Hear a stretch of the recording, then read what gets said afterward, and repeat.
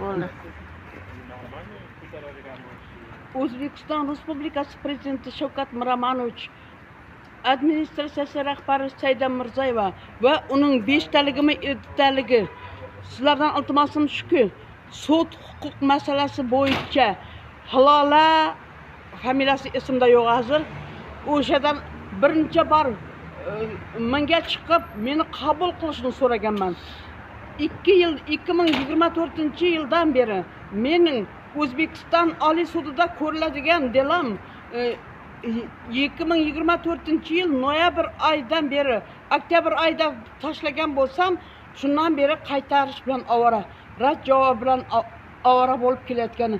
Mol mulk masalasi bo'yicha, tadbirkorlik bo'yicha yig'ilgan barcha daromadlarimni 10 yillik tovar aylanmam 1 milliard 600 million so'm, davlatdan 225 million kredit olganligim, kredit daromadidan olingan avtotransport, noturar va turar joylardan ulush olish hamda 10 yil davomida 225 million kreditim qancha faiz bo'lganligini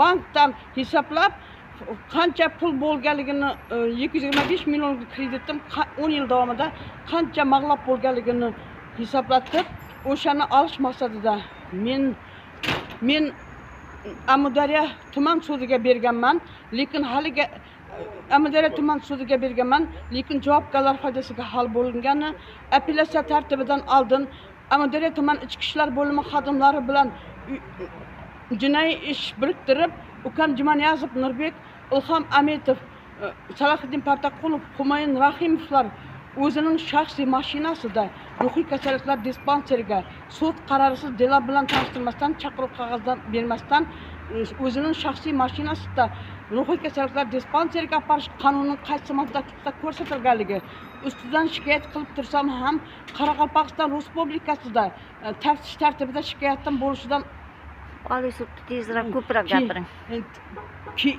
Keyin meni ruhiy kasalliklar dispanseriga olib borganligi, buni O'zbekiston Oliy sudida ko'rilishi kerak bo'lsa, 2024-yil oktyabr oyidan beri ariza tashlagan bo'lsam-da, haligacha natija yo'qligi rad javobini berayotgani, Haqiqat o'z portali orqali Hamid Sulaymonov voqea joyiga borib, ruhiy kasalliklar dispanseriga, mahallaga, hamma joyga borib o'z tasdig'ini topmaganligini, bitta qo'shnim bo'lib Xo'jamurat va Safargul bo'lib Jumaniyaz Fuatning yozganligi, Sabirova Vazira bo'lib Jumaniyaz Shuhratning yozganligi hamda ularning uyushgan jinoyatlari 2 soat 47 minut 14 sekund Adliya vazirligi va DXX orqali Bosh prokuraturaga, Ombudsman orqali Bosh prokuraturaga va Ichki ishlar vazirligiga jo'natgan bo'lsa-da, haligacha natija yo'q. Hamid Sulaymonov voqea joyiga borganda sud tizimiga tashlangan bo'lsa-da, nima uchun Alisher Usmonov, Botangaboyev, Halilova hamda birinchi sudyalar menga rad javob berayotgani, nima uchun ashyoviy dalillar yo'q degan. Mening ashyoviy dalillarimni hammasini dalil isbot bilan sizga bersam, pochta orqali uy tarafga ketib borayotganligi, sizlar sudyalar malakasida sudlasangiz nimani sudlaysiz?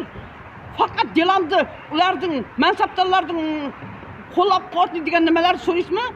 Mening hamma ashyoviy dalillarimni qaytarish bilan ovora, disklarimni ham, disk ham tashlaganman, diskim shu yerda turibdi, flechkalarim ham, hamma narsamni sizlar Jumaniyazov Xo'jamurat va Safargul bo'lib, Jumaniyazov Shuhrat, Sabirova Vazira bo'lib, Bobojanorona eri Jumaniyazov Shakir nomiga tilxat yozganini Tajibova Gulchehra birinchi bor adovatim bo'lib, birinchi bor jarimaga torttirgan bo'lsam-da, uning nimasini bitta o'zi tilxat yozib, 3 ta saxsga imzo qo'yganligini, nimasini hammasini qaytarish bilan ovorasizlar u. Sudlov komissiyasida nimani ko'rasizlar, nimani? Faqat mansabdorlarning o'zlarining foydasiga hal qilgan narsalarni jinoyatni yashiryapsan. Jinoyatni yashirganliklaringiz uchun jinoiy javobgarlik bor. Bo'shasin deng, bo'shasin. O'zbekiston Oliy sudi Baxtiyor Islomov, Bosh prokuratura Nig'matilla Yo'ldoshev hamda Sog'liqni saqlash vaziri Qoraqalpoqdagi M.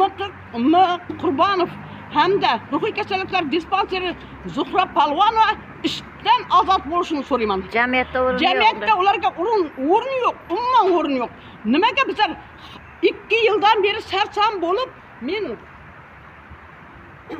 ko'chada yurganligim shuncha xarzor bo'lib 2 yildan beri arizam 10 martalab, 20 martalab, 30 martalab qaytayotgani. Nima uchun prezidentim bunga e'tibor bermayapsiz? Sudyalar Prezidentning qarang, prezidentning ayollar muammosini siyosat darajasiga ko'taraman, favqulodda holat degan so'zlariga qarshi prezident dushmani bular.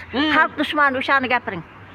Prezident ayollar masalasini favqulodda holat yuksakka ayollarning nimasini yuksakka ko'taraman desa, bular qayta bizlarni xarizor qilib, nima uchun sudyalar oliy kengashida 12 fevral kuni prezident borgan paytda sudyalar oliy kengashi Xalmumin Yodgorov nimaga shuncha bizlar qancha bor shikoyat qilib turibmiz sudyalar oliy kengashiga borib, nima uchun bu mansabdor shaxslarni bo'shatish o'rniga bularni qo'llab-quvvatlab qana bir o'zgarish, bularning sudyalarni bo'lsa-da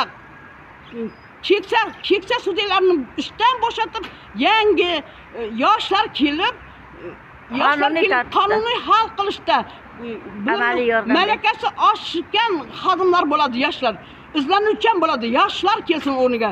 Qari sudyalarning barisini, keksa sudyalarning barisini ishdan bo'shatilishini so'rayman. Qarang, mening boya ruscha yozganimni bekka jo'natib yuborish kerak.